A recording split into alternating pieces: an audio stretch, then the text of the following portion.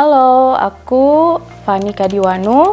Aku angkatan 2006, Ilmu Komunikasi, penjurusannya Print and Online Journalism.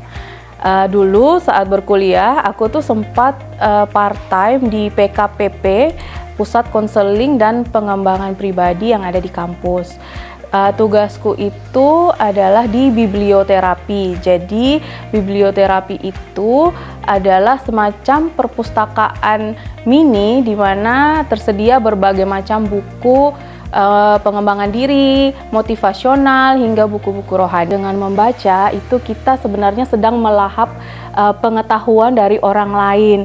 Jadi ketika kita sudah membaca suatu pengetahuan, ketika kita menemukan ada masalah yang mungkin mirip dengan hal tersebut, kita tidak perlu untuk mengalami kegagalan atau kesulitannya terlebih dahulu untuk mengetahui hasilnya itu akan seperti apa. Apa sih yang menarik dari membaca buku itu? Sebenarnya dari pengalamanku, dengan membaca banyak buku sebenarnya memberikan wawasan untukku sendiri, dan secara tidak sadar buku-buku itu juga membentuk kepribadianku. Contohnya seperti di kantor, aku biasanya itu dikenal sebagai pribadi yang sangat efektif dan efisien. Kemudian bukan hanya soal pekerjaan, dalam hal relationship juga aku banyak dipengaruhi oleh buku-buku yang aku baca. Salah satu contoh buku yang paling berkesan itu buatku judulnya adalah Lady in Waiting.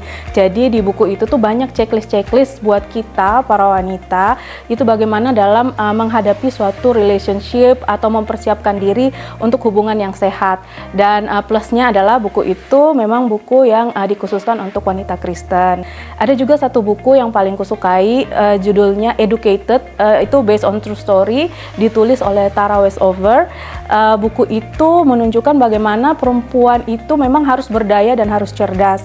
Bagaimana ia harus mampu keluar dari keadaan yang tidak baik dengan cara apapun, dan salah satu tangga menuju keberhasilan itu adalah pendidikan. Karena sudah merasakan manfaat dari buku, maka aku pengen juga orang lain itu merasakan manfaat dari buku. Itulah kenapa pada tahun 2014 ke belakang aku memulai komunitas buku di daerahku di Sumba. Seperti namanya, Taman Baca Namu Angu, ingat teman. Mereka tuh ingat temannya. Jadi misalnya hari ini mereka datang, besok mereka sudah datang dengan membawa teman-temannya yang lain. Sekarang taman bacanya sudah semakin ramai. Sekarang total anggotanya itu anggota tetapnya itu ada 149.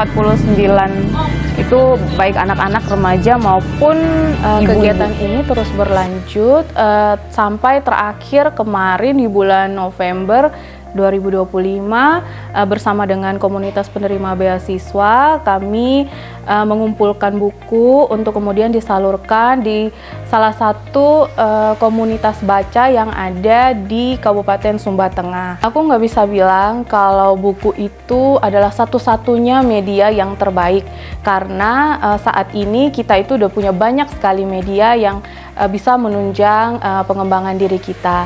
Tetapi kalau kamu ingin mencoba menjadi pribadi yang lebih reflektif, lebih aware sama sekeliling kamu mungkin bisa mencoba membaca buku. Cobalah dari buku yang paling menarik buat kamu, bukan berdasarkan reading list orang lain. Karena dengan begitu kamu bisa menemukan sendiri keindahan membaca versi kamu.